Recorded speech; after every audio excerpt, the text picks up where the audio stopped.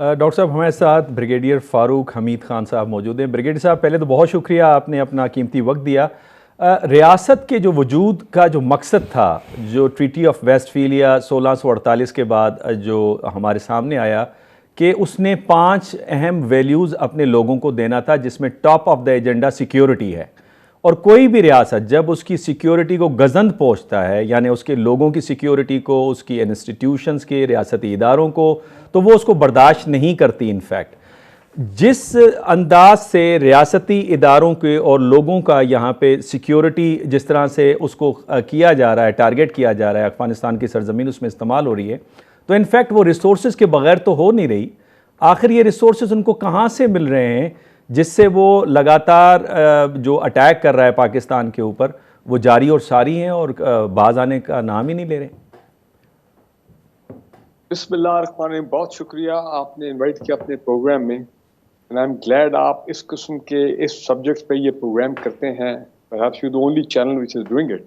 Thank you sir. تو یہ تو بہت خراج تحسین آپ کو پیش کرنا چاہیے، کیونکہ عام حالات میں تو سب لوکل پولیٹیکل معاملات ہی ڈسکس ہو رہے ہیں اور چینلز پہ۔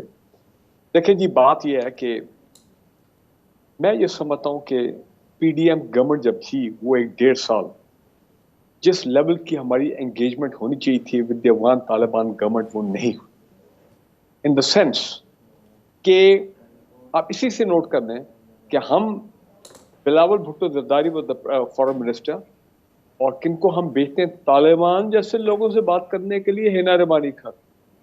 اب آپ مجھے بتائیں واٹ اے مس میچ۔ تو دیٹ شوڈ کہ ہمارے یہاں پہ پولیٹیکل لیول کے اوپر کیا انڈرسٹینڈنگ تھی افغانستان کے ساتھ یہ سیکورٹی ایشوز پہ بات کرنے کی، اور باقی جو کنیکٹیوٹی ایشوز، ریجنل سیکورٹی، بلا بلا، وہ تمام چیزیں۔ تو ایک میں سمجھتا ہوں لیول آف انگیجمنٹ جو ہے وہ ٹھیک نہیں تھا، انٹینسٹی آف انگیجمنٹ جو ہے وہ بھی ٹھیک نہیں تھی۔ اس سے پہلے آپ کو یاد ہو کئی سال ہم دیکھتے رہے ہیں کہ جناب ان کے ٹاپ سیکورٹی لوگ ہمارے پاس آ رہے ہیں، 3 دن اسلام آباد میں کانفرنسز ہو رہی ہیں، سیکورٹی ریلیٹڈ کانفرنسز، اس میں جناب چائنیز بھی بیٹھ رہے ہیں، امریکن بھی بیٹھ رہے ہیں، اور افغان گورنمنٹ کے ٹاپ لوگ پولیٹیکل اور سیکورٹی والے، ہمارے سیکورٹی اداروں کے ٹاپ لوگ، ہماری پولیٹیکل لیڈرشپ، اور کئی مرتبہ پولیٹیکل لیڈرشپ کے علاوہ بھی ہوئے اور سیکورٹی ریلیٹڈ۔ لیکن اس طرح کی انگیجمنٹ اب پچھلے 1.5-2 سال سے میں نہیں دیکھ رہا ہوں۔ وائی؟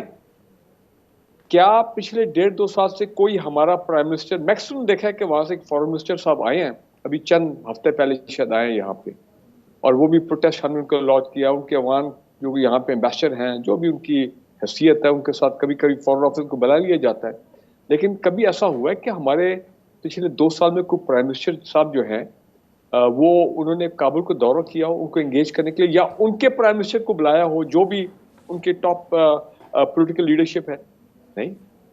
تو میں یہ سمجھتا ہوں کہ یہ ایک لیک آف کمیونیکیشن جو ہوا تھا، اس کی وجہ سے وہ حالات بدلے اس طرح ہیں کہ ایک تو ہم نے افغانستان کو ریکگنائز نہیں کیا، اور جناب ہم نے اتنا فیسیلیٹیٹ کیا دوحہ ایگریمنٹ کو، اور ہماری فیسیلیٹیشن سے افغان طالبان جو ہے دے moved very smoothly into Kabul, اور انخلا ہو گیا کولیشن اور امریکن فورسز کا۔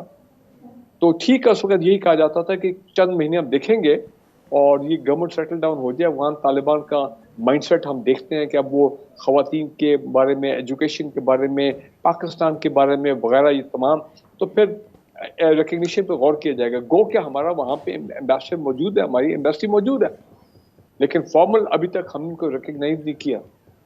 4 دن پہلے میں کیا تصویر دیکھتا ہوں کہ افغانستان کے ایک ایمبیسڈر غالباً فرسٹ ٹائم گئے ہیں، اور چائنا کے پریزیڈنٹ کو جا کے انہوں نے اپنے کریڈینشیل پیش کیے۔ لوگوں نے کہا لو بھی چائنیز نے تو افغانستان کو ایک قسم کا ریکگنائز کر لیا۔ اور آپ کو معلوم ہے کہ چائنیز کی انگیجمنٹ کیا چل رہی ہے، زیادہ تو ان کی وہ اکنامک انگیجمنٹ ہے افغانستان کے ساتھ، وہ لیتھیم مائنز $10 بلین، وہ ریلوے لائن لے ہو رہی ہے، oil field, gas field, Chinese there in a big way. ہمارے ساتھ یہ پتہ نہیں کیا مسئلہ ہے۔ مسئلہ میں آپ کو بتاتا ہوں کیا ہوا ہے۔ امریکن فورسز گئی ہیں، انہوں نے پیچھے سارے اپنے ہتھیار، ویپن چھوڑ دیے۔ بالکل افغان طالبان گورنمنٹ میں روگ ایلیمنٹس ہیں، مسکرینٹ سوچ والے لوگ ہیں، اینٹی پاکستان سوچ والے لوگ ہیں۔ دیکھیں نا افغان جہاد کے وہ جو بڑے بڑے 8-10-12 بڑے مجاہدین بھاری بھرکم گروپ تھے. اب وہ تو اس لحاظ سے ختم ہو گئے نا سارے. ایک یار اور وہ گلبدین کیا کیا نام تھے میں تو بھول ہی گیا ہوں.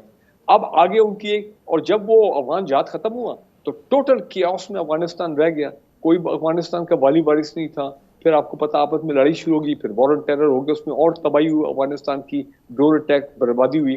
سو the total chaos inside Afghanistan. تو یہ جو افغان طالبان گورنمنٹ میں ابھی لوگ ہیں, یہ ان کی باقیات ہیں.